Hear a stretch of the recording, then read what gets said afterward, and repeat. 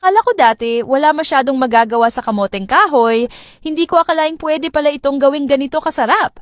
Sa isang mangkok, ilagay ang 1 kilong nilagang kamoteng kahoy kasama ang 1 kutsarang mantikilya. Durugin at haluing mabuti hanggang maging makinis. Pagkatapos, idagdag ang 4 na kutsarang cornstarch at haluing mabuti. Kung mahilig ka ring magluto at gusto mong i-upgrade ang kusina mo, bisitahin mo lang ang profile ko. Marami akong affordable na kitchen essentials na siguradong magugustuhan mo. Isunod ang 300 gramong hinihimay na manok, timplahan ng 1 kutsaritang asin, paminta ayon sa panlasa, at 1 kutsarang paprika. Haluing mabuti hanggang sa pantay na mahalo ang lahat ng sangkap. Kapag handa na ang timpla, kumuha ng kaunting bahagi at ilagay ito sa isang chopping board. Gamit ang rolling pin, patagin ito ng pantay. Pagkatapos, hiwain ito gamit ang kutsilyo gaya ng ipinapakita. Maglagay ng kaunting mozzarella cheese sa bawat piraso at maingat na igulong.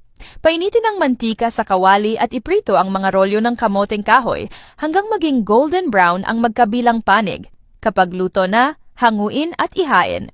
Tingnan ninyo kung gaano kasarap at ka-crispy ang ating cassava rolls. Sana subukan ninyo itong gawin sa bahay at siguradong magugustuhan ninyo ito.